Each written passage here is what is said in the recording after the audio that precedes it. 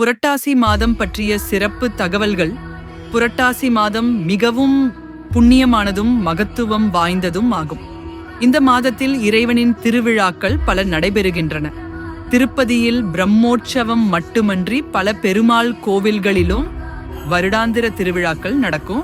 திருப்பதி வெங்கடாசலபதியை குலதெய்வமாக கொண்டுள்ள குடும்பங்களில் மாவிளக்கு ஏற்றி திருவாராதனம் செய்வது வழக்கம். புரட்டாசி சனிக்கிழமையில் தான் சனி பகவான் அவதரித்ததால் திருமாலை வணங்கி வழிபடுவது மரபாகியது.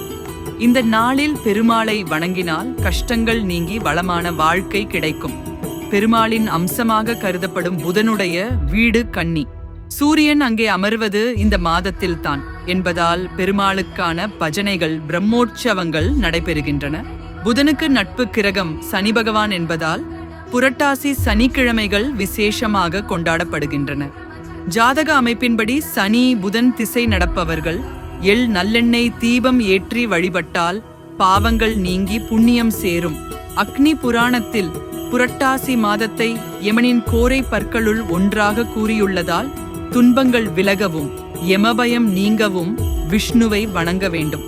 இந்த மாதத்தில் வரும் ஜேஷ்டா விரதம், மகாலட்சுமி விரதம், தசாவதார விரதம், அனந்த விரதம், நவராத்திரி பிரதமை, லலிதா விரதம் போன்றவை புண்ணிய பலன் தரும். மேலும் மகாலய பித்ரு தர்ப்பணம், பெண்களுக்கு நவராத்திரி விழா, சக்தி வழிபாடு போன்றவை புரட்டாசி மாதத்தின் சிறப்பை உயர்த்துகின்றன. புரட்டாசி மாத திருவோணத்தில் திருப்பதி மலையப்ப சுவாமி வெளிப்பட்டதாகவும் சனிக்கிழமையில் சனி பகவான் தோன்றியதாகவும் புராணம் கூறுகிறது. இதனால் திருமாலை காக்கும் கடவுளாக வணங்குவது வழக்கம். இந்த மாதத்தில் ஒரு நாள் மனிதனால் உபயோகப்படுத்த முடியாத நாளாகவும் விரதத்திற்காக மட்டுமே இருக்கிறது. சனிதோஷம் நீங்க சிவாலயங்களில் சனியை வணங்கவும் காகத்திற்கு அன்னம், எள்ளும் வெல்லமும் கலந்த உணவு அளிக்கவும் மரபு உண்டு.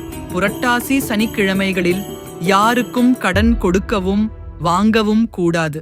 ஆனால் தர்மம் நிறைய செய்யலாம். ராகு கேது தோஷங்கள், கால சர்ப்ப தோஷம் போன்றவை கருட வழிபாட்டால் நீங்கும் என்பது நம்பிக்கை. சனி பகவான் சூரியனின் இச்சா சக்தியாகிய உஷாதேவியிடம் பிறந்ததால் இந்த வழிபாட்டிற்கு சிறப்பு உள்ளது. புரட்டாசி சனிக்கிழமைகளில் பக்தர்கள் தளியல் போட்டு விரதம் கடைபிடிப்பது வழக்கம். முடியாதவர்கள் முதல் அல்லது 5வது சனிக்கிழமையன்று செய்வார்கள்.